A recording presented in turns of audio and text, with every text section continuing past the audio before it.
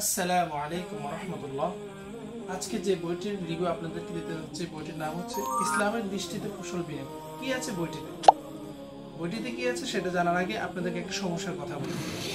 আপনি কি এমন কোনো সমস্যায় পড়েছেন যে একটা নতুন বউ ঘরে আসছে, তো অনেকেই বলে পা ধরে সালাম দাও, অথবা নতুন জামাই ঘরে আসার পর অনেকেই বলে যে শ্বশুর শাশুড়িকে পা ধরে সালাম দাও, মুরব্বী মানুষ দিলে সওয়াব হবে।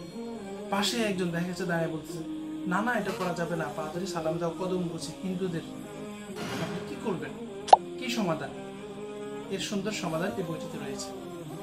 আবার অনেক সময় এমন হয় যে দুইজন মোয়ানাকা করতে চায়, কোলাকুলি করতে চায়, একজন একবার দিয়ে শেষ করতে চায়, আরেকজন দুই তিনবার করতে চায়। এই জায়গায় কি সমাধান হবে? এমনও তো হয় যে আপনাকে একটা হিন্দু লোক সালাম দিল, আপনি কি তার সালামের উত্তর ওয়ালাইকুম সালাম বলবেন নাকি কি বলবেন? অথবা 10 জন হিন্দু মজলিসে আপনি কথা বলতে চান, মুসলমানও আছে, এই জায়গায় কি আপনি সকলকে উদ্দেশ্য করে আসসালামু আলাইকুম বলবেন নাকি কি বলবেন? এই বিষয়গুলো খুব সুন্দর করে এই বইটিতে তুলে ধরা হয়েছে।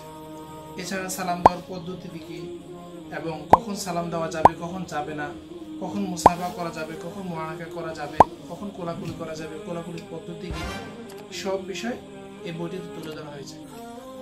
বইটির মধ্যে মাত্র 40টা পেজ, দামটাও খুবই কম।